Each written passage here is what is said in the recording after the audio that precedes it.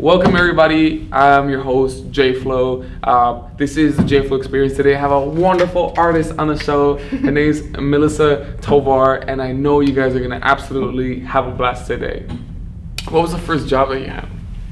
I worked at Sanrio. It's a Hello Kitty store in Little Tokyo. Yeah. How old were you when you got that job? I was 18. Damn.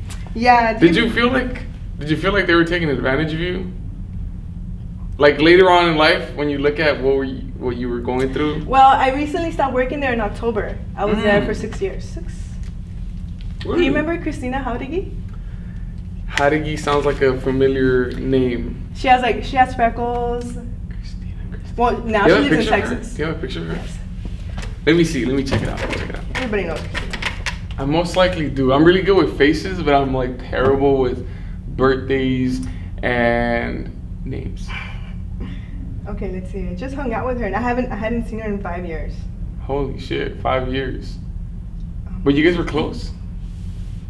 Okay. Yes, I remember her. Obviously, she looks so much more grown. Yeah, we became friends after high school. Yeah. We bumped into each other at ELAC, and then we started talking. She's like, "Do you have a job?" I'm like, "No, I need one though." Yeah. And then she got me that job, and we became really close. Really? Yeah. I like how that happens. Like, that's how you know that a job is kind of cool, because you show up and you're just kind of like, you're an adult now, so you start doing your thing, and then you slowly but surely start getting close to people. Mm-hmm. That kind of happened to me here, because I was always like, I always felt too weird in my own brain. Mm-hmm. Too weird to want to be friends with people. Like, it was either like hit or miss, and sometimes I would try to become part of certain groups, and you know how it is, like some people took you in and some people didn't. But then when I realized it was like certain groups you don't even have to try to be part of the squad. It happens instantly, and it makes you feel good. Exactly. So. I feel like that's kind of like what happened when I came here. It was a pretty interesting story. I'm about 22 years old. I'm going all over the place and just subbing everywhere because I do want to be a teacher. But at my program with LACO, they didn't allow people to start the program unless you had a full-time job. So you can imagine how hard that is, right? Mm-hmm. When you're 22 years old, like, you have no resume or anything. You just got out of college. Is this your first job? This is my first teaching job. But I mean, I've had multiple other jobs. Okay. Like, I've been a server, I've been a host, I've been washing jeans, like, yeah, man, I've been everywhere. Where did you go to school after high school? Because I remember seeing you at a kickback, and then everybody... Which kickback? I want to remember this. Bro, I don't remember. But everybody was like, "Oh yeah, that's Jesus. He went to like out of state to school." I'm like, oh, so that's already like 3 years after high school for sure. Yeah, I think so. Yeah, I wonder if was it in, well, most likely it wasn't HP, but so.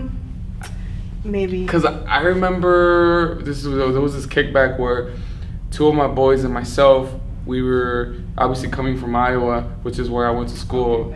But like, we just got on the car because one of my homies had a Lincoln Navigator, and we were like missing home, right? So we were like, let's go, you know? So we took a road trip, a long ass road trip, because it takes about 28 hours. Whoa. Trip out. So it's snowing at the time. It's snowing already. Obviously, over here we don't know shit about the snow or the real cold. Or but fall. Exactly. We have no seasons here. Do you like or do you don't like? I like fall. I want fall. I'm so tired of the heat. Yeah. I'm over it. I'm like whatever about the heat. But back to the story. So we're driving and we're like taking turns, and I freaking hate driving. But anyways, it's my turn, and we're driving at about 12 a.m. Now it's like 1 a.m. and I'm still driving, and the roads are really slippery and icy because there's black ice. You guys didn't have chains? No. Wait, you don't need chains? We don't need chains unless you get stuck in the snow. Okay. It's just icy roads. And then we see all these people like just flying by us, right? And then all of a sudden, I'm like, lose control of the truck. You're driving? Yeah, I'm driving. And the truck starts spinning everywhere, and like we all look at each other and we feel like we're gonna die because we're just like, what are we supposed to do? Mm-hmm. And the tragic thing is that the year before that, one of my closest homies from Briar Cliff, his name was Nick, he died that way. It was the 31st of December, and he was out partying with his friends for New Year's, and it was like the road was icy. They lost control, and he like instantly died from like cracking his skull. So like we freaked out because we're like, our homie just died like that. And then one of my homies was like, oh shit, like Nick. He said Nick. And then in that moment, like the car stopped or whatever. So we're like, was it Nick or was it not Nick? Oh no. But yeah, like it's a really interesting thing, you know, like just thinking about, I don't know, friends that have died, and sometimes thinking like they're kind of around, but who knows? Yeah, I agree with that. I think there's so much truth in that. Yeah. My stepdad, he passed away, and then he used to love the song "I Love Rock and Roll" by Joan Jett. I never heard it. I love rock and roll. Okay, yeah. Everybody heard it. Yeah. So he used to love that song. Now every time that I'm feeling some type of way, and the radio plays random songs. Yeah. Not randomly, but when you turn it. Yeah. Every time that it comes on, I feel like he's in the car with me, and then instantly I feel better. Wow. Yeah, so I think it has to do with your memories about that person, and then you truly believing that they are there with you. Because whatever you truly believe in, it's true to you. True. You know? So I think for sure he was probably there. Yeah. Especially if all you guys were thinking about Nick. I know. Nick's Well, gonna show yeah. up. We definitely, like, it's that moment where, you know, there was a strong connection. Like, did you pretty much grow up with that stepfather? Well, when I was 13, my parents split. Yeah. And then right away, like within the year, my mom found herself a partner. Mm-hmm. But I think mainly because I think she needed companionship. Yeah. And then his name was Mando. Armando, we used to call him Mando. Yeah. This was so new to me. Like, this is a man who, like, I see next to my mom, and Right. like he's like in the house, like after, like hanging out with her, and I come from school and they're like chilling on the couch and his arms around her. Yeah. And he doesn't have his shoes on. And I'm like, oh my God. Yeah. I'm so angry. Like, why do you feel so comfortable in my house with your shoes off? Yeah. You know, or like, don't touch my mom. Obviously I didn't say anything, but in your head, I felt it, and I flag. let it radiate. So he knew. Like, everybody in the room knew, oh, Melissa's home. Like, she doesn't like Mando, whatever. So today I appreciate him so much because he tried so hard with me. And then when he would try to make conversation with me, or like the music that I would listen to, he would be like, oh, I used to listen to that too, or la la la, whatever. And he would see that I would like reading. And I was reading the Twilight book, and he was like, hey, Mama, do you like reading? And I didn't like that he called me Mama either. Yeah, because you're just trying to like be cool with me. Don't talk to me. Yeah. So whatever, I was like, yeah, I like reading, and he started buying me books, and then he started really trying, and I saw, and then I guess from there, like, I felt for him, and I saw that he had a family, but they weren't present. Partly because he had like a drug problem, a history of a drug problem. Yeah. And you instantly get shunted by your family, by other people, and then your appearance changes. You know, like the skin, your skin tone, or like just your appearance changes. And he looked like a straight out veterano. Like, he was like from Drippy Flats. Like, he had the tattoo. Oh shit. And he had like the hair to the back and just the knee-high socks. And I would see him next to my mom, and I would be like, Mom, you're so pretty. Like, why are you standing next to this man? But that's because I was just looking at him, you know, from the outside. But when I started like letting him in and seeing how he appreciated my mom and how like he loved her, basically put her on a pedestal, then you know, my walls came down. So it was like, how did you realize that you really like loved your mom? Because when you're a little kid, of course, like, you know feelings because you feel them, but you don't know sometimes how to put words to those feelings. But now that you're an adult, how would you say that you were like, you know what, this is not an invader, he's not a bad person, he was actually like really meaningfully trying to have like a good relationship with another human being, even though they might have had like a bad history or rep? Okay, well, growing up, you're a sponge. You're a kid, you're observant, and you just take in all your surroundings. And just growing up with my mom and my dad together, he too, like towards the end of their union, he had drug problems as well. Oh, really? So I would see how he would treat her, or like he wouldn't come home, and he would come home like in the madrugada, you know, and my mom they would be arguing. So obviously you pick up on that. Right.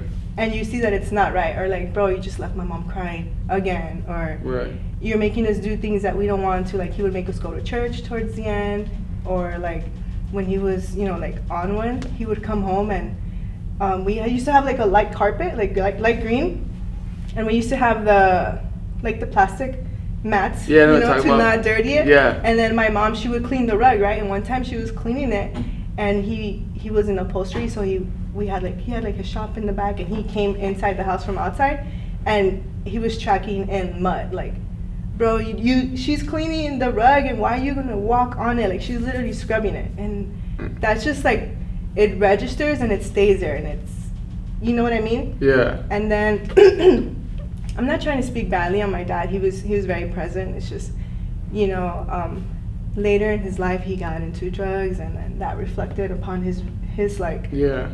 the way he treated us after.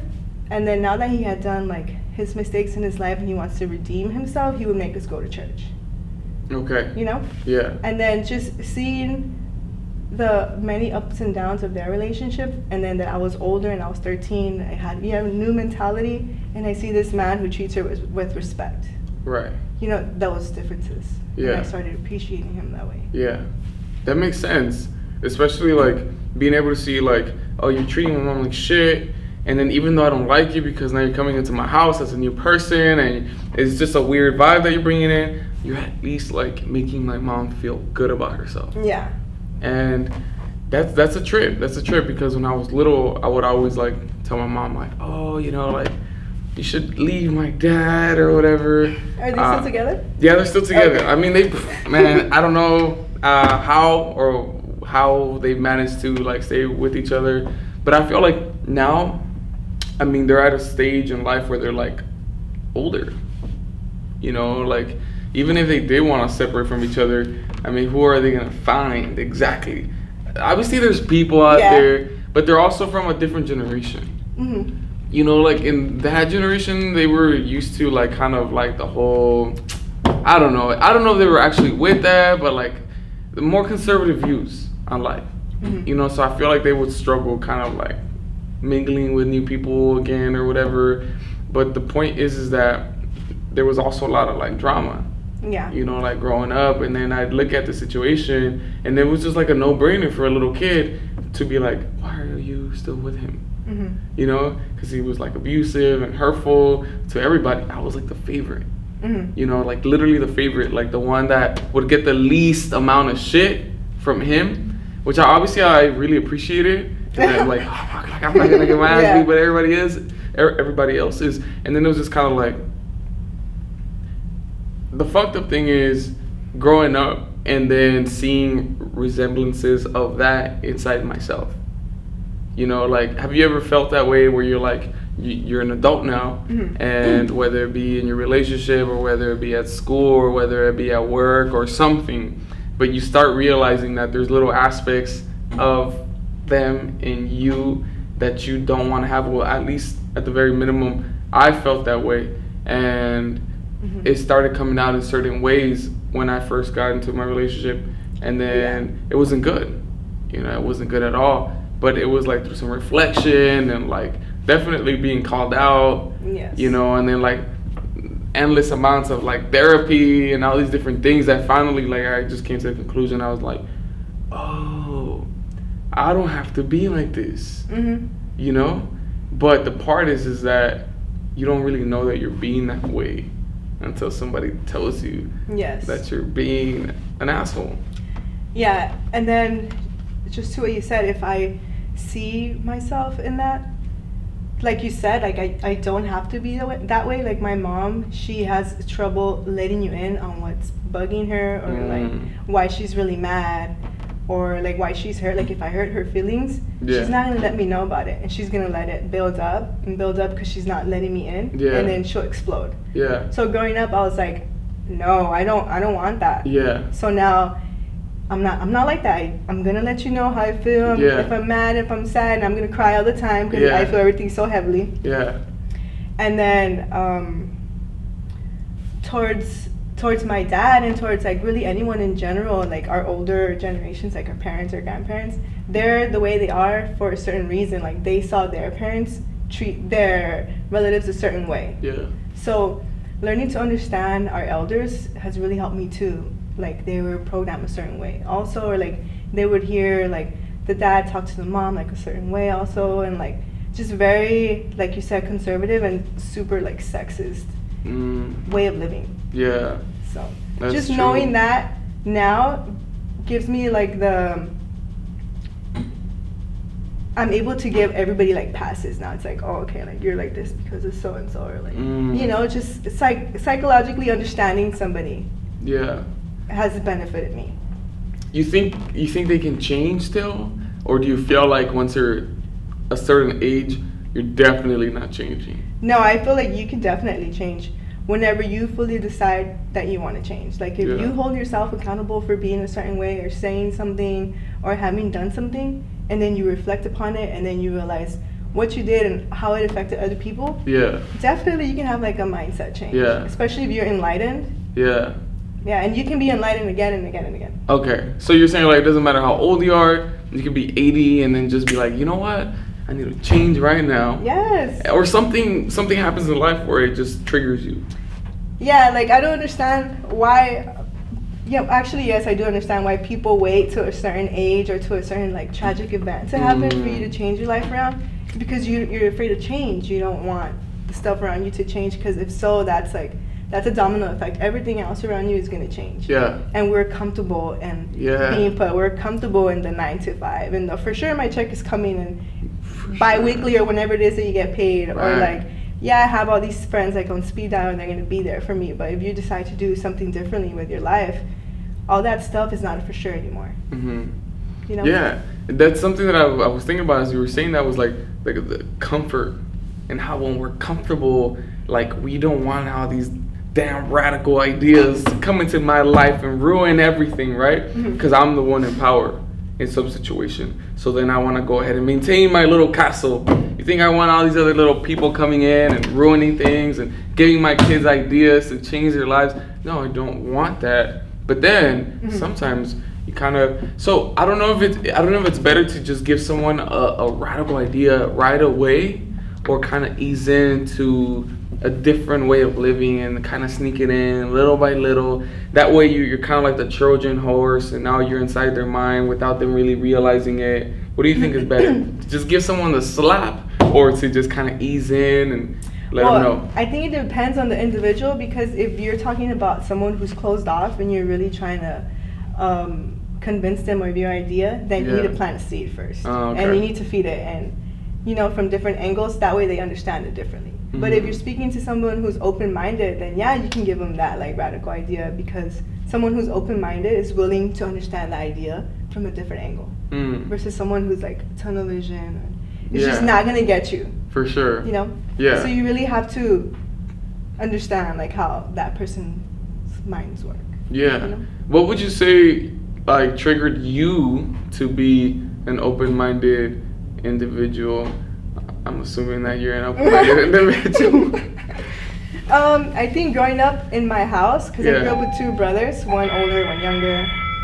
That's hilarious. There's no school today, but there's a bell. Is it hilarious or scary?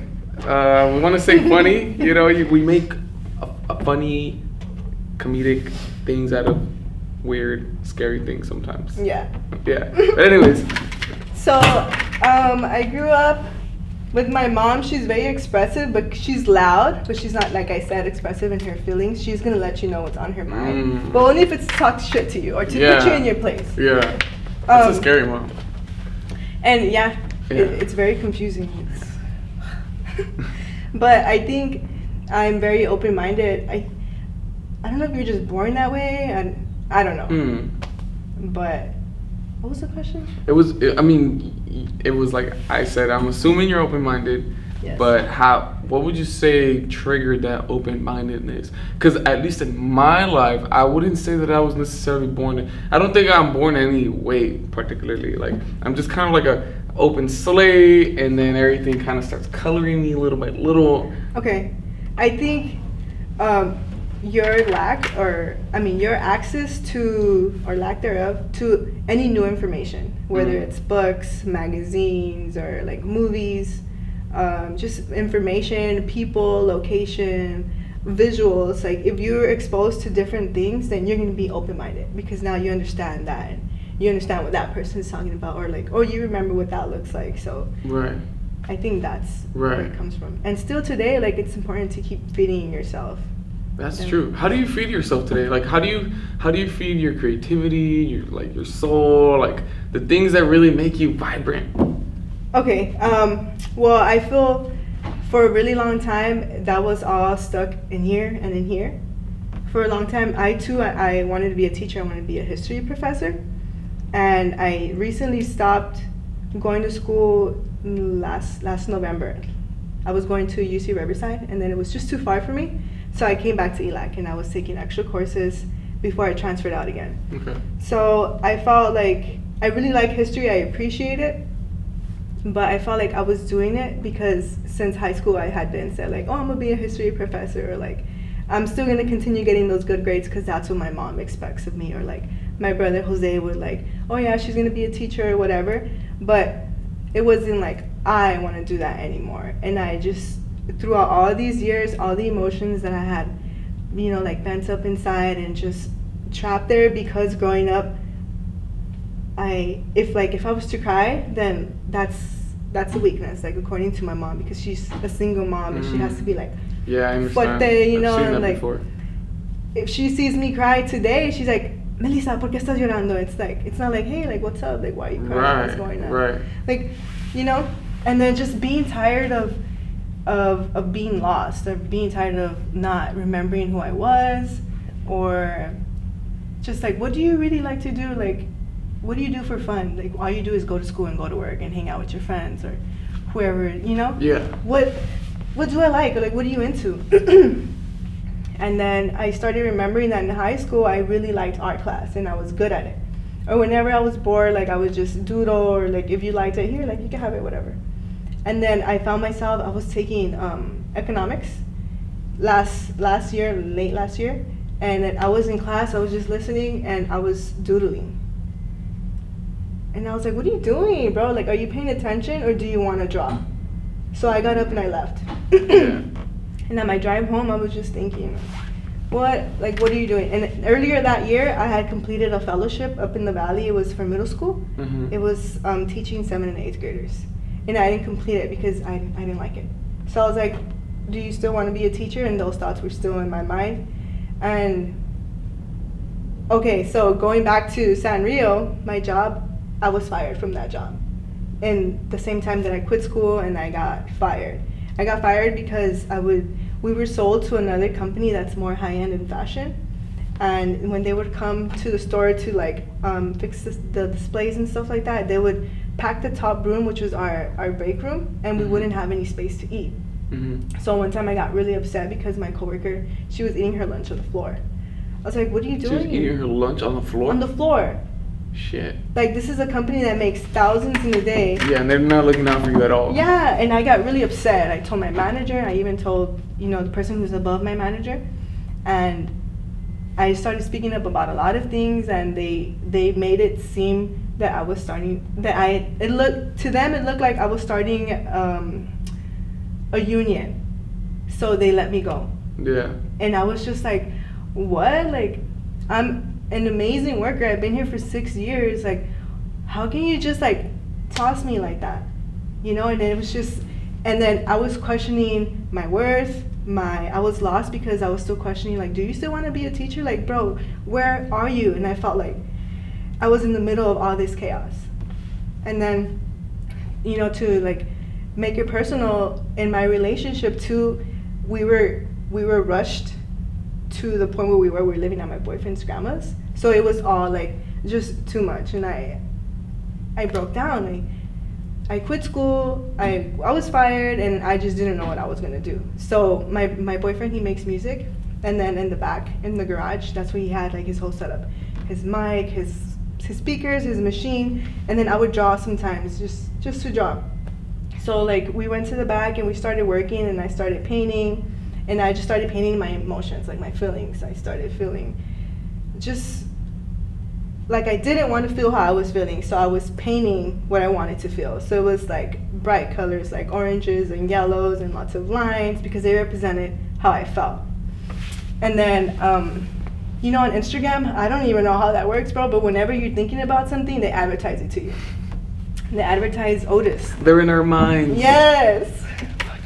Yeah. They advertise Otis College of Art and Design. Okay. So it was 2 days to the deadline. Mm-hmm. And I was like, babe, do you think I should do this? He's like, yeah, you should do it. He's like, I'll help you. I'll stay up with you. I'll take pictures for the portfolio or whatever. So I did it. I was to submit 12 pieces. And then we'll see. So whatever, I did it. I submitted it. I had eye bags up to here because I threw myself into it. You know, I really went in. Fully immersed. Yeah. And I loved it. I had fun. Like, my time flew by. I didn't mind if I wasn't getting sleep. I wasn't getting hungry. I was just like drinking. Obviously, water. Obviously, I would get hungry. I would eat, take my breaks, but 10, 15 minutes, boom. Like, he would bring me breakfast, and it was just like work mode. So you did like 24 hours? Or like how long did you go in? Like 24 or 48 hours? Because you're trying to meet the deadline, right? Yeah. Okay. So I already had like half done pieces, stuff that I had already done. So I would like add to it, or I would like cut it and paste it on this one, then okay, that's a piece now. Or like I had done his studio table. I had spray painted it like a beehive, but kind of abstract, and I took a picture of that, submitted it. So it's different media. Okay. So yeah, I did that, and I would go like 12 to 16 hours straight, you know, like painting, and I was like, I would hurt and I would cramp, but it's like, no, just keep doing it. Yeah, you knew you had a goal. Yeah. And you were driven to complete it. Yes, I was so excited. And then, so I submitted it, and then I'm like, I'm still without a job. So I was looking for a job, and I work at Chick-fil-A, by the way. So I got a job working at La Monarca Bakery. And then, yeah, so I was working there, and a couple of months later, I got an email that I was accepted to the school, and I started crying. I'm like, what? No way. Like, this is what you're supposed to be doing, Melissa. Like, you need to focus in this direction now. Whatever it is that you had done before to this day made you who you are, including like lived experiences, any type of failure, any happiness, joy, like roadblocks or people disappearing from your life, people entering, anything that's happened. This is where you're meant to be now. Yeah. You know? Yeah. I have like land on my. Yeah, that's what we call it, guys. Wow. No, that's what you. No, but that's beautiful. I mean, the fact that life is hella confusing, and sometimes you're like on your knees, and you get this beat down from every angle, and then you like want to quit on everything, and it's really interesting that you're painting that. And then all of a sudden, like, a random opportunity pretty much just, like, shows up. Yes, just like this one. Yeah. Just like this one, because I was just telling my boyfriend how, like, we have all these plans. I want to go and, you know, he does art too, music. Yeah, definitely. And we were just talking about how we have to focus on what we want to do. And I was telling him that I need to stop. No, I need to, like, push myself to do things that I'm afraid to do. And then, like, sure enough, you hit me up the next day, like, hey, would you like to come up on the show? And I'm just like, it's nerve-wracking for me because, one, I don't like attention at all. Like, I'm completely out of my comfort zone. Yeah. But that's what you're supposed to do. Yeah. In order to grow and to just expand your horizons, you got to do shit that scares you. Because otherwise, you're stuck in the same, and there's no change. Right.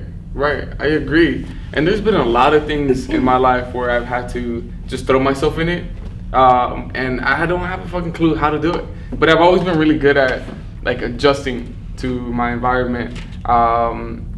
It's fun. It's fun for me to, like, be thrown into a weird, challenging situation and find a way to not necessarily win, because I'm very, like, competitive. And sometimes it's really bad because I'll be in a situation where I'm not supposed to be competitive. But somehow in my brain, I'm like, you gotta win. But then there's like very humbling experiences where you try to win, you get smoked or whatever, and then you realize like, oh, it's about teaching one another. Like, you know, there's different situations. Like, there's gonna be a situation like I'm gonna get surgery soon, and that's because I played football for fucking my entire life. And that was a beautiful experience. Like, it made me who I am today again, and I wouldn't even change it either. Did you get injured? Yeah, I got injured all the time. Like, I have like knee injuries, which I deal with today, and I'm good. I'm relatively okay. But like, I had shoulder surgery like 4 years ago. This one's good now. But my right one, now I'm gonna fix my right one because I have 3 tears on my labrum. Like 3 tears. You see, I think that's so messed up. Fucking Like nuts. in high school, yeah, they encourage you to like go all for all these sports, actually your whole life, but they don't tell you what happens after you stop playing. Exactly. Your joints are like trash. It hurts in the cold. You're Yeah. cracking, and Right. I don't understand why they don't tell you all of that. I like to tell my kids. Because I coach football today. And again, when I think about it, I'm like, am I doing a service or am I not? In a sense, I'm doing a service because I'm a mentor and I'm coaching them how to be like better young men and also be better athletes. But at the same time, I'm getting them closer to getting hurt physically.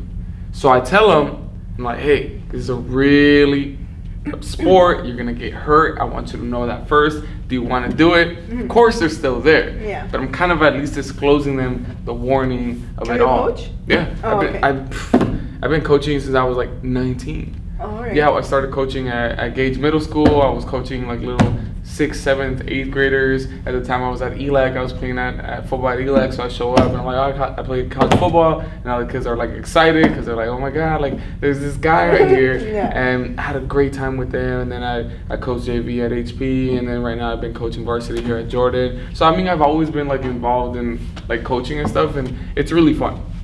It's not exhausting because you have your class also? Yeah, it's exhausting. I live a very exhausting life, which sometimes I have to, again, like differentiate between like, what am I doing for myself and what am I doing for the community? What am I doing for my family? What am I doing for the people that love me? And the thing is that I'm really good at loving myself. Like I'm so good at just disconnecting from the world. That's like, so good, yes. yeah, That's like I was just important. like, "Bloop," and like I'm like, this is me right now. I know I'm probably gonna not give you guys attention, but like I really gotta like take care of myself. But like back to the injuries. Recently I got into jiu-jitsu because it's like, oh, it's so dope. Again, the competition. And then I'm going against a black belt guy. He's a little frustrated because I'm being like a little weirdo, right? And I'm trying to get into his like little weaknesses. But he's a black belt. When you're a black belt in jiu-jitsu, you're basically an expert in that field. Yeah. So he grabbed my arm and he literally just took it out. Yeah, like we're going at it, he grabbed this like this and just pulled it out. And because I already had these tears, it just straight up came out. Like my whole arm came out. And we had to go to the ER and everything. Wow. And so the point is that competitive spirit, as much as it has allowed me to win, because I've been unwise, it has hurt me just as much. So it's like really interesting to be this competitive person that I am, and I want to win so bad, but it kills me. When you're competing and you say you're competitive, are you competitive against others, or are you just always competitive as in always challenging yourself? Okay, I'm both. I'm both. Yeah, because I want to make myself better, but at the same time, like in sports or in video games or something, there's an opponent. And you have to beat the opponent, and when you beat the opponent, you get to be like, I beat you. But you know what's the coolest thing, the most humbling thing about like entering this like martial arts, which was jiu-jitsu? It was like that wasn't a thing in the culture of the sport of the martial arts. You don't showboat. Like when you beat somebody, or which is submitting them, you make them tap out. You act like you've done it before. And it's like a very respectful process. It's like weird. It's like all love. Have you experienced that in your life in a different outlet where it's all love and all respect in your interactions with the peers around you? I experienced that today as a way of seeing people. I don't know if it's okay to like talk about, but I guess you can like edit. No, you can talk about whatever you want. But I like to take shrooms to further dive into myself. Yeah. And realize why I am the way I am, why I react a certain way, why people are the way they are, why the system works the way it does, why do we continue being in it, or like, stuff like that. And each time that I take shrooms or whatever, I get to come back and peel a whole new other layer out of myself. Wow. So you keep growing in a way. Definitely, yeah. The first time was in Mexico with my boyfriend, and then I cried about I didn't want to come back because of traffic. I was crying my eyes out because sounds reasonable. Yeah, you're out in Rosarito, you know, you're chilling by the beach, and then you step out of your body, out of society, and you look in, and it's like, oh, we're all so like, we're always going somewhere, first of all, and we're in traffic to go somewhere, and it takes me a certain amount to get there and a certain amount to get back. So that part of my day is gone. Right. And it's just, it's heartbreaking to think about it. It's like, bro, you took this amount of time and I could have done so much more of what I like with that time. Life. So just thinking about that, it's a nightmare. Like, I don't want to be a part of that. Right. My soul doesn't want to be stuck in traffic. Right. You know what I mean? Yeah. I get you. So this past recent time, and it's been a couple of times in between, and each time I come out of better, Melissa. I feel so like, you know what? You didn't have to worry about all that. Right. These are new solutions. Such a human concept that is weak, really, for what you're trying to get to ultimately as a human being. Yeah. And so this past time that I tripped at home,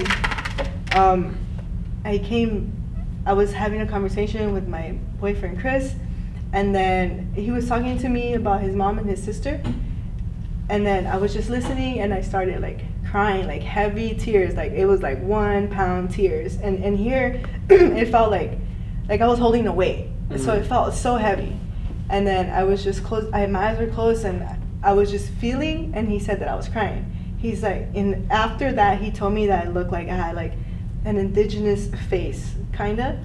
So, and after he told me that, I'm like, that's so trippy, because I felt like I was shedding layers of constraint. Yeah. Like generations of like, you can't do that, or generations are like, you're not, it's not possible for you, or I felt like literally it coming off of me. Holy shit, that sounds amazing. Yes. It's exhausting. Like literally the whole next day I have to like recuperate, because you use so much of your energy. Yeah. I mean, if you go into one of these trips with intent, like with a question, or like, this is what I want to find out about myself today, or like, this is what I want to experience. Yeah. So, yeah, that's what happened to me. And then I stepped away for a little bit. I went to the restroom, and I felt like I really wanted to cry. Mm-hmm. And then I was like, just cry. Cry, Mal. Like I said, cry, Mal. And I sat on the toilet, and I hugged myself. And I was just thinking, like, you must look so done right now. Like, you're on the toilet, you're hugging yourself, but whatever, get out of that thought. So I got out of that thought, and I went back to how I was feeling, and I was hugging little Melissa. Like, it was me today, 26 years old, hugging 7, 5, like 9-year-old Melissa, like letting her know, like, it's okay. Yeah. Everything, all those thoughts that you were thinking, all those feelings, they're valid, but you don't have to hold on to them any longer. Let them go. Let them go so you can be who you want to be in the future. Mm-hmm. Let them go so you can be fully present and like mindful today. You know what I mean? Yeah. So that's what happened that time. I was there for like 5 minutes, just like soothing myself, literally. Like, it's cool, like it's okay, like you don't have to feel anything anymore. Like, chill, let it go. It's no longer your anchor. And then earlier this year, when I was like, you know, into like really just dedicating my mind to art, I was going through my old high school sketchbook. Mm-hmm. And I started crying because I read things like, you know, random little writings that you write like under your doodles. Like, I would write "Soy una chica perdida" or like sad lyrics, and I had written like a whole page full of like how I was feeling that day. I literally wrote that I wanted to like fade into the oblivion. Like, I just didn't want to know about anything anymore. Like, why am I even here? Like, I don't like it. Like, I don't want to be here. I just want to fade. And I read that, and I was, in retrospect, I think back, and I had so much fun growing up, but I hid so much also. Like, I had so many friends, I had so many good times, but none of them got to know me on a deep level. Like, I didn't even know myself on that deep level. Right, you know? So how can you even show that to others? Yeah. And then just today reading those things, it's just like, dude, like, you made it, like, you're here, and it's kind of like, yeah, it's all good now. Like, you don't have to feel that way anymore. Now you get to rebuild yourself. You get to have all these new goals and dreams, and you yourself can make them possible. You know? So, yeah. Oh, back to your question, like, have I experienced of, it's nothing but love and like good, like, intentions for anybody and everyone out there coming out of that trip, that's how I see people now. Like, if you come at me with some type of attitude or whatever, it's something happened in your day, I'm gonna understand you. I love you. Like, peace to you. Have a good day. Like, but you're not gonna bring me down. You're not gonna mess up my vibe. Right. You know? Yeah. And that's really to anybody out there, like to your President Trump, or like to. That's my president. To just people who force like religion upon others, or just force any type of belief upon you. Like, I see you, I understand you, I love you, but not today. Like, I don't have to react. Yeah. I can just keep on doing you. You know what I'm saying? Yeah. So yeah, I experience that every day. Yeah. So that was triggered by psychedelics? Like, yes. Okay.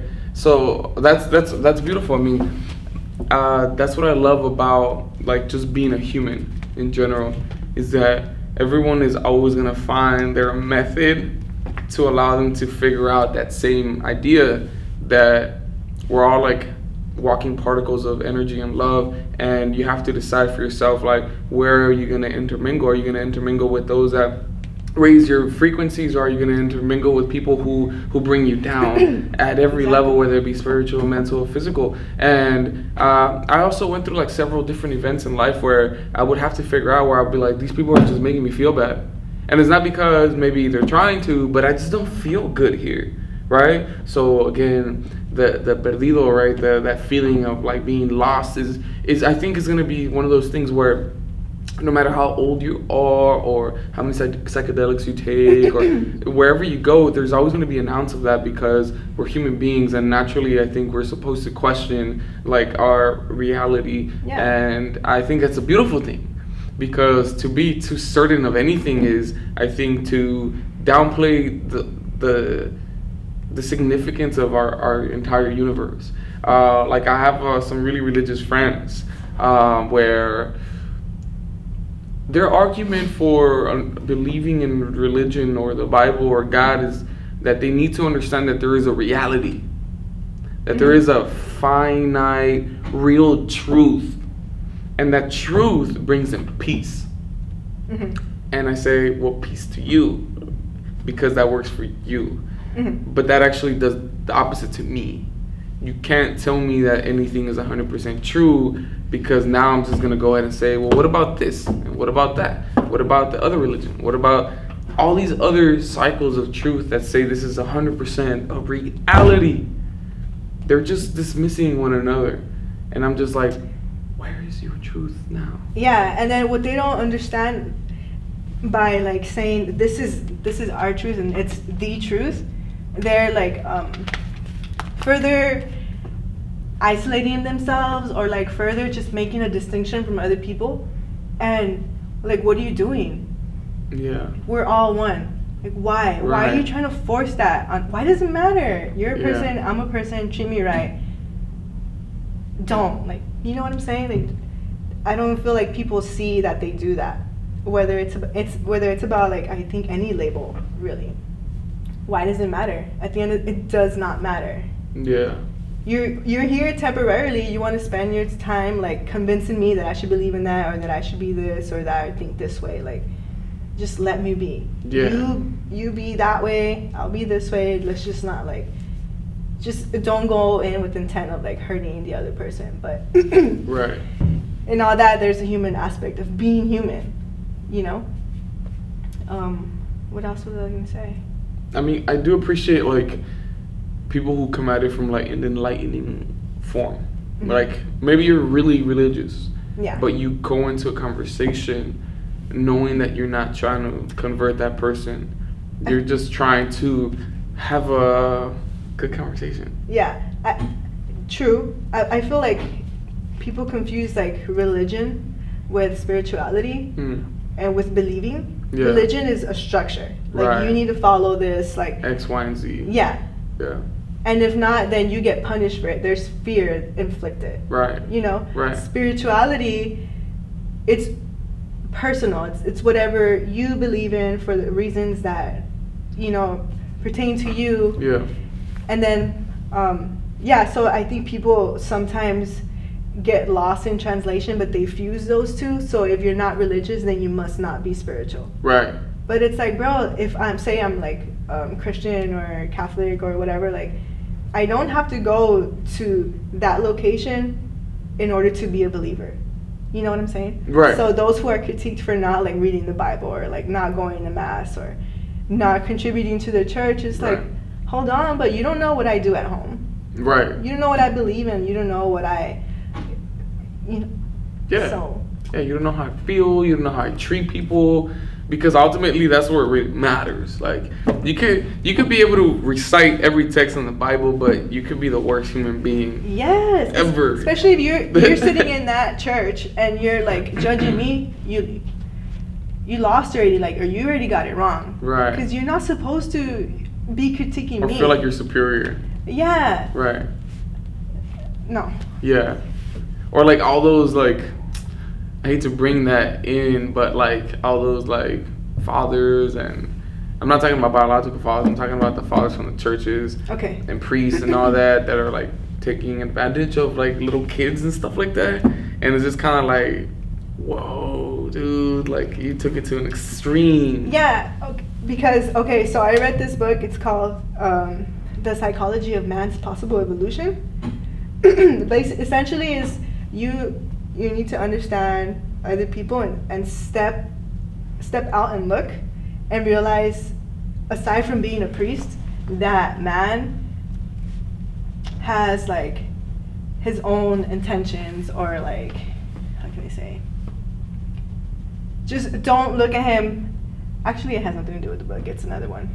But just because he's a priest doesn't mean he's like all good and like almighty and all pure. Like, he's a person too. Like, he's had a life, he has his own thoughts, he has his own agenda. Like, don't just blindly believe because he's a priest. You know what I'm saying? Right. Yeah, I get what you're saying. Like, we human beings, like, we award people too much power, especially if they're even in positions of power. Like, it looks different everywhere, whether it be the professor, the principal, the mom, the dad, in any situation, the boss. We give these people too much power and we render ourselves powerless. And this is an interesting perspective that I'm saying right now, because most times we claim, which is also true at times, that people take away our power, and that can totally happen. But I think that in most times, not necessarily most times, but in some of those situations, we take away our own power by letting our imagination take it away, by thinking, now I'm at the courthouse, so now I have to give the judge all the power, or the lawyer all the power. And there's all these situations where we like take it away and we just say, here, take it. Yeah. Okay, so say like in a scenario like that, we could keep our power, but like say you're in trouble and you're in court. Yeah. Sure, the power is in the judge's hands, because whether he decides to let you go or like whatever, give you like some type of sentence. If he gives you that sentence, you can still hold your power by like holding a positive mentality, Right. You can decide to learn from your experience that made you be in that place in the first place, turn it around, and then just do better the next time. Right. So I think as people, we fail to do that. We lose our power to overthinking. Right. And then once you overthink, of course, you're thinking about negative stuff. And so you attract all that negativity, and that's what happens to you. And you continue being in this cycle, so that's why people keep finding themselves in the same positions, like disappointed about their job, disappointed because once again they're in that type of relationship, or like with somebody who doesn't value them. It's like, you need to value you first. Yeah. And your power. Yeah. Yeah, I totally agree. And then that's where self-love comes from. Right. Or it should like just spark everything off. Like, once you learn to love yourself, then you start acting a different way, thinking a different way, and you better yourself. Like, truly love yourself, take care of yourself physically, mentally, emotionally, again, by feeding yourself. Like, if you come home from work, from traffic, and then you're gonna go and sit in front of the fucking TV, like, what are you doing? You know what I mean? But that's kind of inescapable, because everybody has long ass days, and all they want to do when they get home is chill. When nobody wants to get home and read like a book, or like have all this knowledge into your brain, or like stuff that's gonna possibly enlighten you when you had a long day with somebody who made you like have a bad day, or like, you know what I mean? Right. It's just, it's hard. Yeah. And then also too, that's where your dedication to whatever it is that you want to do in life. Like right now, I'm really struggling with fighting resistance, and with self-discipline. Yeah. What type of resistance? Like, what do you like I said right now, like if I get home after Chick-fil-A, I'm gonna go home and watch TV, then I'm resisting me getting to my art table and starting on a project. Okay, I see what you're saying. Fighting resistance is like, it's anywhere, all day, every day. Yeah. And self-discipline too, like making myself go to that table and like make something happen, or like waking up early. Like I have a hard time waking up early because, as like I've said, I had like all these lived experiences, and they led to a depression, and it just blew up last year, right? So I would sleep up until 3 in the tarde. Like I thought that was a norm for me, because no, I don't want to be out there, I just want to be asleep. Yeah. I slept so much, but now today it was a depression. Right. So it's so hard for me to get up today at 6 in the morning and get to my table to work. Right. But I have to fight that resistance of my bed. Right. In order to be where I want to be in the future. Yeah. You know? Yeah, I absolutely understand what you're saying, and it goes back to that. Have you tried creating any like structures around you that help reward positively those actions that make you feel good, which is creating your art? And so that way, next time you meet some resistance, you maybe go to one of these things where you're just like, I remember like why I need to do my art, or I remember why it's important for me to get up early, or what are you trying to use like as your little system at home or wherever to kind of remind you of your like discipline that you feel like you may be lacking? Well, just yesterday I did this. I like cutting out pictures off of magazines, whether it's like a color or like a building or whatever, and I put it up on my wall for inspiration, just color wise, or like a new idea. Yeah. But also it's very important, if you want to manifest something in your life, repetition, like saying it, believing it, thinking it, and looking at it. So I write down my goals and I put them on my mirror, because I have my table and I have a mirror right there. Mm-hmm. And then on top I have like for hanging pictures just like that, and so I put up for like coming up this December, there's a deadline that I have for a portfolio for a school that I want to go. So what's the word? For the pieces that I need to submit, so they're different ones. So I have them written down on my wall. Okay, this is what you need to do for so and so. So I cross them out, and when I wake up, my studio's in my room, so it's like it's right there, it's in my face, it's every day. Right. It's a daily reminder. Yeah. Or like me and my boyfriend, we want to make like a clothesline. It's his, but I want to do the artwork. And so now I've done artwork and I put it on my wall, because he's been like, hey babe, I've been waiting on that design. And I'm like, damn, I'm sorry, because it's stuck in my sketchbook. So I ripped it out and I put it up. It's just daily reminders, just look and okay, I need to get to do that. Yeah. Just visuals. Visuals honestly, are very helpful. Honestly, that's a pretty badass life. Like, I know you probably feel like you haven't like made it or whatever, but like, I think that's so beautiful. Like, kind of like waking up and you're like, I can get to work right now. Yes. Or I don't want to work, which is obviously not I think in this case, not the right thing to do, because you don't really have the leeway, right, to just say, yeah, I don't feel like working for a week. Yeah. I mean, you could do it, but then you're gonna suffer in the bigger picture. So I mean, you really do have to work really, really hard, and you have to create, and you have to do all these different things, and you gotta keep pushing and pushing and pushing.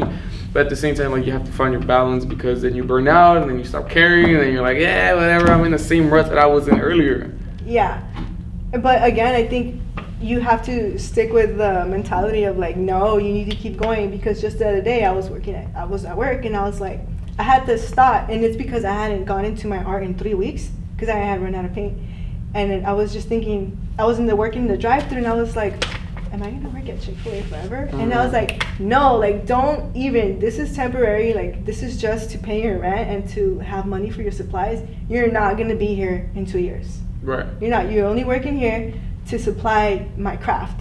Yeah. So just having thoughts like that and just being sure of myself Right. and that I'm gonna make it is very helpful. Right. And then also, since I don't like having a boss, I don't like people telling me what to do, or like if you're like above me and mentally you're not, it irks me. It's like, oh, I can't do this, but I have to, because in order to be my own boss, I need to work my way there. Right. And then, like you said, like, yeah, it sounds pretty cool, but it's having to fight that resistance every day. It's Right. having to hold myself accountable for not getting those sketches in, or like, Right. It's a lot of work. Right. So at this point in life is when you start creating the discipline to make sure that when you don't have to work for anybody, you're gonna work 100% for yourself. Yeah, and I'm held accountable. Nobody else, or nobody else gets to blame me, or I don't get to point fingers. Like, no, it's on me. Yeah. And I love that. It's a thrill. Like I want to get there already. Yeah. But also I'm very excited about Yeah. the process, because there's so much more For that sure. I want to learn and For have sure. to learn. I know. I completely relate to what you're saying, because it's the same shit. Like, we all want to jump the gun. Mm-hmm. It's like we're so anxious to want to do the perfect thing that you're creating in your mind, but that's not how real life works. Mm-hmm. Right? It's like merging the metaphysical existence that lurks around us all the time with like this part. And that's the biggest challenge, is like merging like your imagination with like hardcore reality, which is always like the most humbling experience, because you could be feeling some type of way, imagining, meditating, experiencing psychedelics, smoking weed. There's all these things that you can do that induce a partial feeling of like cracking through this other plane of existence. But then you go back to like the reality, and then you're like, it's not like, you get what I'm saying? Like, I want to live in the imaginary situation that I create all the time in my mind, but I'm not there yet. Yeah. So I really do have to hustle and put up with everyone and everything that's kind of in my way momentarily, because I have to believe that I'm going to be where I want to be in the future. Yeah.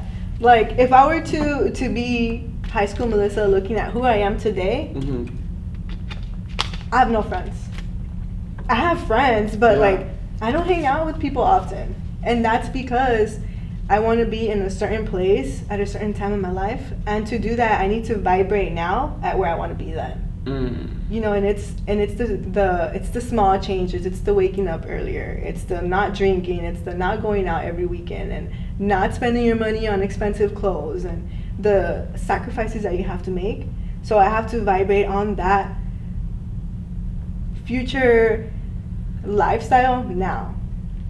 Yeah. So what would you tell yourself? Like, if you could like literally peep into the past and like spit game at your younger self, what is like a word of advice that you would tell yourself? Who are you?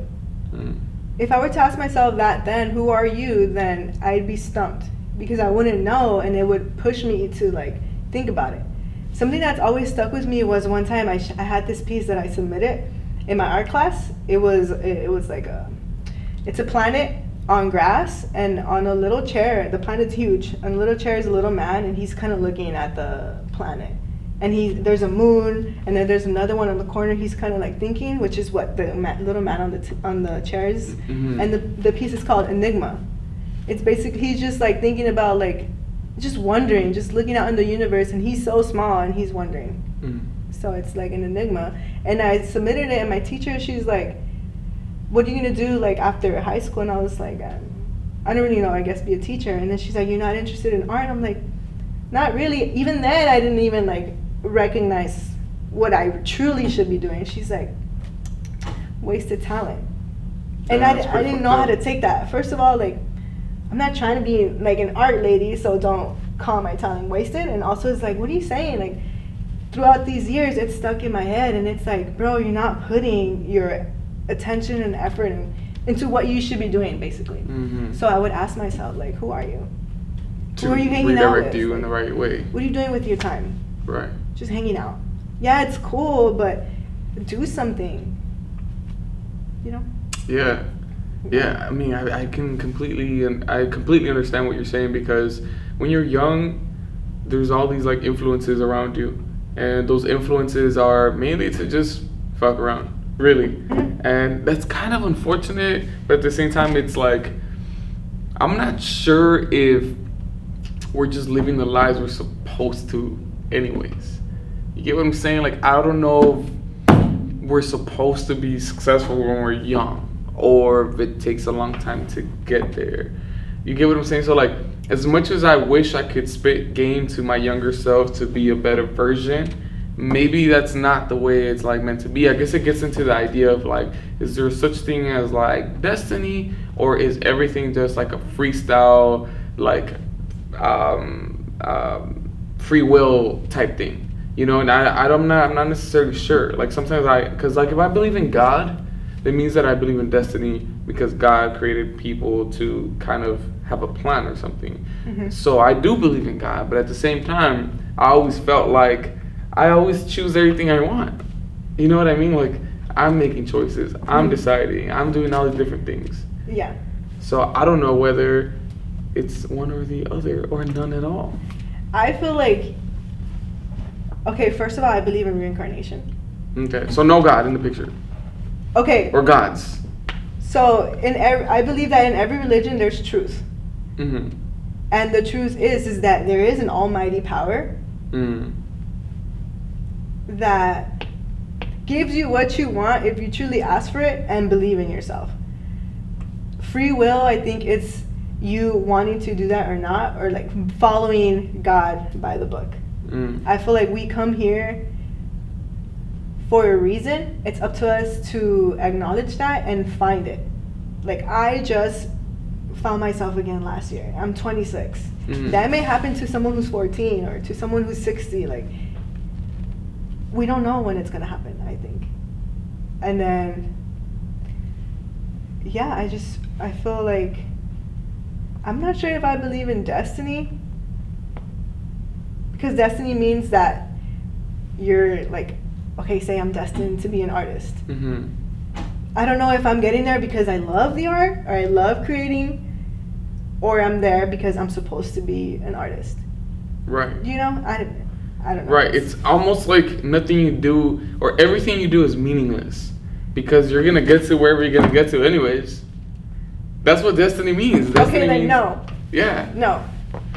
But then you think, like, I think the idea is that you always think you're in control of life. But are you really in control of life? And that's what I always think about, is like, I do everything I want to do, but am I really in control of my existence? And am I not like being puppeteered by some higher, more enlightened forces that maybe even put the idea somewhere in my scope to say, this is what you think? Puppeteered would be what our government's doing to us all the time. And then stuff that you do receive from the universe, like signs, or just like your gut feeling, you gotta trust that. Like, that comes from the universe. I believe that comes from like everyone just being one. Mm-hmm. And if you're really in tune with yourself, then you can trust your gut, and you can feel vibes, or you can read faces. You just already know stuff because you're so in tune with yourself. And I think the universe provides that for you if you want to do that. Yeah. That's when you're in control. Right. And then you're in control when you decide, like, I want to be a teacher. And you decide how you get there. You decide how long it takes for you to get there, whether you get distracted or not. I think that's where your free will comes from. Yeah. And yeah, and whether that's something that you truly love with your soul or not, that's when you're like being puppeteered or free will. Like, if you're doing something that you don't love it, you're not supposed to be there. Get out. You're supposed to be happy. Well, not happy all the time, but you're supposed to find joy in your true life purpose. Yeah. It needs to come from in here, not because you're looking to feed your pocket. Right. I feel what you're saying.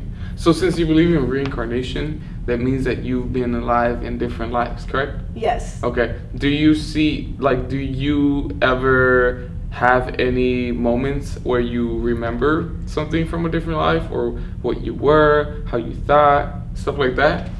Yeah, I feel like, okay, like for one, it's so easy for me to learn a new language.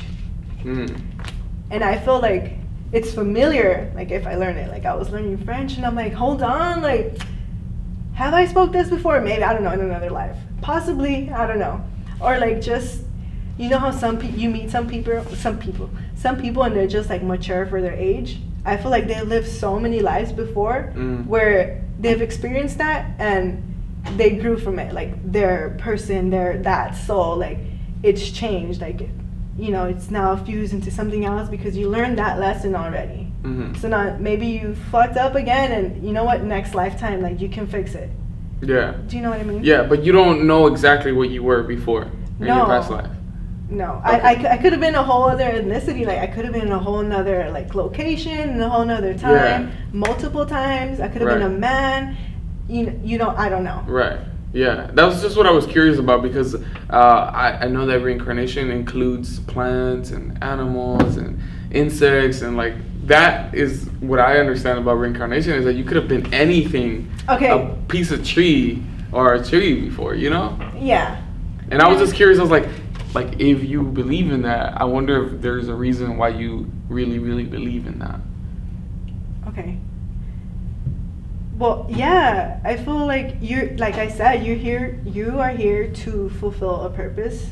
And I think that is to observe, to just be here, to live and to love. Like you're just supposed to radiate that. And if you don't get to do it, then you need you come back over and over because you didn't find yourself. You got lost again. Okay. You tried that drug, you liked it. You went into that route, you lost your free will. Okay. Or like you were suppressed as a kid and whatever, like you were drilled with like, oh, you gotta be a lawyer, you gotta be a soldier and whatever. Like you went towards that route and again you didn't fulfill your purpose. Yeah. So you So what would happen if you did fulfill your purpose? Then you leave this realm. Yeah. I believe you leave this realm and you join anybody else who's made it out and you're just like I don't know whether to say it's bliss, but it's like no, I can't even say like no worrying because you can reach that like fifth dimension mentality here. You know what I'm saying? I don't know if like I sound crazy or you're just like, what is this chick talking about? No, I mean, I feel like people get to states like that through meditation. Yes. Like there's a lot of like monks and ordinary people that, I don't know, pray or meditate or do yoga or all these different things, right? Where they enter this state of mind where they're not worried. They're not really thinking about taxes or they're not really thinking about paying for properties or I feel like it's the moment where you no longer have to play the human game of our system when you've attained that level of enlightenment, perhaps. Yeah. So I feel like that's kind of like what you are referring to. Yes. By kind of reaching that state. Yeah, it's a state of like you no longer feel suppressed by society because you know what it is. You know what it is like internally in a system or in a person or in the way things work. Yeah. And you understand it. You understand that you're gonna keep getting frustrated if you keep fighting the system. Like I wanted to be a teacher because I wanted to tell my students like I wanted to literally like point in the books and be like, you know what, they messed up here and blah blah blah and this is why and this is what they should have done. But it's like, why am I gonna spend my time focusing on what the bad and reiterating it? Right. When I can just act on the change that I want to be or the change that I want to exist now. So give your time, your focus, your energy into how you want it to be versus focusing on how it is and how bad it is. Yeah. You know what I mean? And that's what we do as people. Like we tend to concentrate on what we don't like instead of thinking about how we want it to be. You know what I'm saying? No, yeah, I 100% agree because like I've been in part of movements and activist circles and doing all these different things to like better society and our own different perspectives. But then you come to the realization that you're kind of shifting your energy in the wrong direction for whatever reason. Obviously, like, activism works and it's real, and you know that from studying history, and like there's all these changes in life that have happened thanks to a lot of people that have put their lives pretty much on in danger to better the lives of other people. But at the same time, like, you have to make your choice and say, like, do I want to be part of that gang, or do I want to be part of a different gang, a different group of people who are working differently towards the same end? And I kind of made the conclusion and choice to stop being there because it wasn't good for me. Like, I wanted to be there because I have this idea, and you've probably heard it, that when you're young, you're like kind of biologically driven to be rebellious and to be something because you want to change the world. But then you start seeing that that's not necessarily what you want to do. Like, for example, me, I started realizing that it was very toxic for myself, and I wasn't growing as a human being. I was growing intellectually, and I was getting all this information in my brain, and it was cool because I got to talk about it, and I kind of would get like really excited when talking about it with certain people, and I was really good at it because I could convince people to kind of think about what I was saying. But then I was like, so what? Who cares? Like, now nobody really cares. Like, the state is still going the way it wants to go. So then I was like, I'm gonna make myself happy by doing the things that I feel really like captivated, inspired, and moved. And then I was like, I see. We can motivate and inspire people and make them love each other by being our true selves. Yes, that's so true. And I was like, I don't think I was being true to myself when I was necessarily being an activist. And I'll tell you a story right now. I just want to check the camera, make sure. And it's good, still beautiful. I just want to, yep, everything's good. All right. I'll tell you this story after, because there's certain things that I can't say because I'm a teacher, which sucks. It's like it's crazy, and I'm at that point. I'm at the point where I have to, like, I love teaching because I'm like a friend. I'm like a mentor. I'm like I get to connect with human beings. It's like you're directly reaching the youth, and that's where it is. Yeah, and so I'm really bad at the standard stuff. Like, even you see that board right there, it's never fully complete because I'm so uninspired by it. And it's part of my job. Like, my bosses come in and they make sure that that's all like good and dandy, but that's not what I'm here for. I'm not here to teach the standards. I do it because it's part of my job, but I'm really here to have a good time. Like, that's what people don't understand, is that, like, I genuinely have like a good time at work. Of course, I have a couple of knuckleheads here and there that raise my blood pressure or whatever. That's just part of life. Everywhere you go, there's always going to be people who don't like you, don't like the way you think, don't like the way that you deliver things, and there's always going to be conflict with other human beings because they're different and they don't like you, and maybe I don't like you either, and that's just the way it is. But as an adult, I can dismiss it. But when you're a kid, you don't have the same skills I do. Like, I can totally just walk away from a fight today. A kid, they're so emotionally engaged that they don't really know they can just walk away. Instead, they want to get in a conflict and destroy you if possible, because that's what their emotions are telling them to do. Me, even though my emotions are telling me to do that, my brain is now wise enough and smart enough to say, oh, I've been here before. Remember that one time when you did it and you got hurt? Yeah, don't do it again. Yeah. And you walk away, right? And so, ultimately, I love this place. I love teaching. But I want to, again, kind of like you, like, leave the space where I no longer have to do certain things to stay afloat and have a job. Like, I want to just go 100% me. Yeah. And working for anyone is never going to allow you to do that. You have to literally create your own lane and be you 100%, because there'll be people that'll respect you and will let you be. Like, my boss, she's super dope. Like, she's like this black woman from Chicago, and she's like super smart and super amazing. They don't really micromanage me or anything, but I still get graded. you know, like I'm a teacher and I get graded based upon what they think is their standards and everything. And I'm just like, I don't care. You could give me a fail. I don't care, because I know that there are some kids here that nobody has reached but myself. Yeah. Even if it's 1 or 2. Like, to me, that's why I'm here. I'm here because I have a real human relationship with another human. And to me, that means more than them memorizing one of my standards. Yeah. And so that's the beauty. But then I realized, like, I want to create my own lane so that I can just be myself. And that's the ultimate goal for myself, is to just, like, figure out a way to be 100% me and say whatever the hell I want to say whenever I want to say it. Yeah. And not get in trouble. Yeah. And then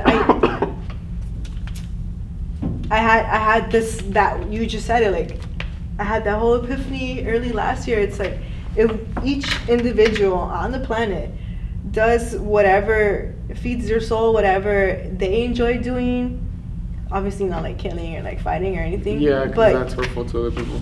Yeah, but you know, anything that catches, that you just want to make or create or like say or sing or build or make, do it.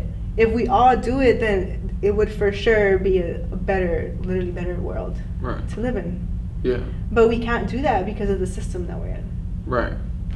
There's too many like boundaries everywhere. Yeah. That, I mean, you can't like you said, like, there's so many underprivileged people where we're from and all over the world, I mean, really, that have no access to like a camera or a microphone or the internet, or like some people don't even have any rights, like, you know, like literal like slaves and stuff. So I want to take advantage of that, you know, and just be like, well, even though I'm not 100% free for whatever, we know we can find a million reasons why we're not free, but then you could also find a million reasons why you are free, right? So I want to focus on the freedom that I have and utilize that freedom to inspire myself, inspire my friends, inspire other people to pursue their own passion. And I'm like, I don't understand people's perspectives, and I disagree with a lot of people, but I also agree with a lot of people.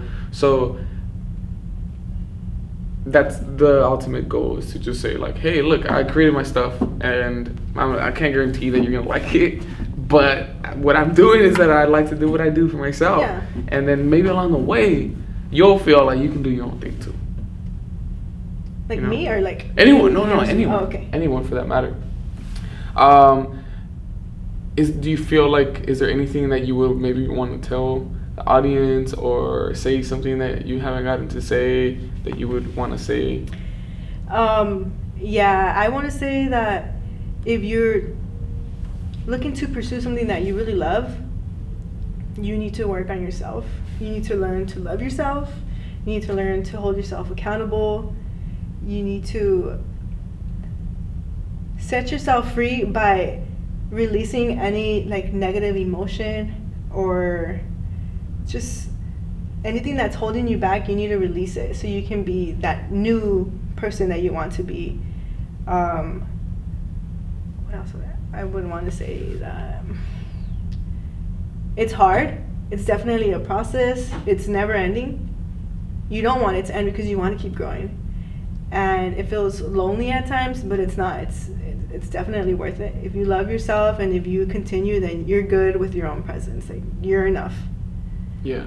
And I think it's also very important to believe in yourself. If you don't believe in yourself, who's gonna do it? Sure. No, nobody. You need to hold yourself down. You need to be good with, you know how people say you need to be in good graces with others? Be in good graces with yourself. Believe in yourself, respect yourself enough to like keep moving forward. I think that's pretty much it. Yeah.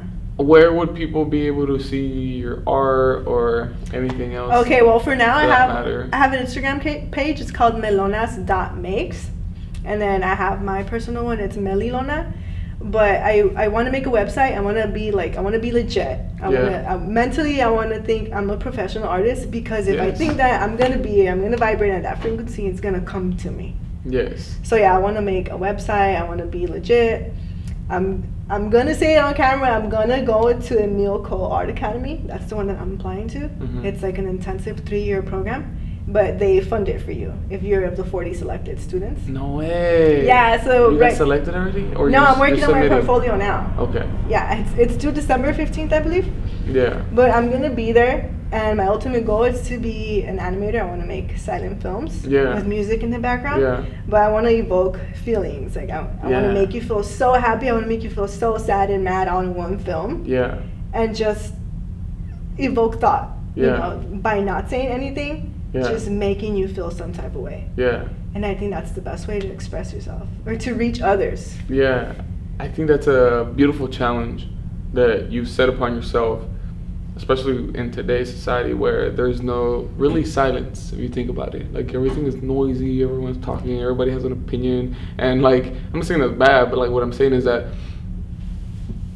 you're going to create something that's going to be very difficult for people to understand and feel and, like, want to immerse themselves into. I think it's a great challenge, you know, and I think it's a beautiful idea. And I have a feeling that it'll be successful. We never know. We never know with anything. But like I stated earlier, it's the fact that you have an idea, that you're driven, and that you feel inspired and you feel that love. And then one more thing. If you're on that path, it's just for sure you need to be able to take people out of their name and the position they hold in your life, whether you're my friend, my mom, my brother, my partner, my cousin, my tia. These people are people first before they're related to you in some type of way. So they're going to feel some type of way when they see that you're glowing because you're now doing what you love. You're going to receive hate, you're going to receive critique, you're going to receive props and happiness and, hey, yeah, Mijal, I keep doing it. You're going to get the, hey, I think you should go back to school. You know, like, you dropped out, maybe you should go back to school, like, it's not working for you. Like, you're going to get it from all angles, and just stay true to yourself and true to your vision, and it for sure will manifest. Yeah. An indigenous elder in a book said, he calls that the path of the heart. And I'm so mesmerized by that idea because there's so much going on around us every single day. And in a way, like, life is just a huge ass journey with no particular destination, because you think you have a destination. We get there. But then you're like, oh shit, where are we going next? Yeah. But as long as you're on that path of the heart, no matter where you go, you're always feeling like this was my purpose. Yeah. And I feel like that's like a beautiful thing. Yeah, you don't have to look to the books or to others to know what your purpose is. Just look inside. Like, the key is always on you. You're the key, like your mind, your intentions. Well said. Yeah. Melissa, thank you so much. I really appreciate you coming, and I got really excited because I mean, I've known you in the past, and obviously we haven't talked in a long time, but, like, the fact that you were excited, I was excited, and I was like, yes, she deserves to be here with every right. And thank you very much, guys. I know you guys are really going to appreciate this episode. I love you guys as always. Always, you know, comment, subscribe, share this with people as always. I love you guys, and I'll see you guys next time. That's so cool.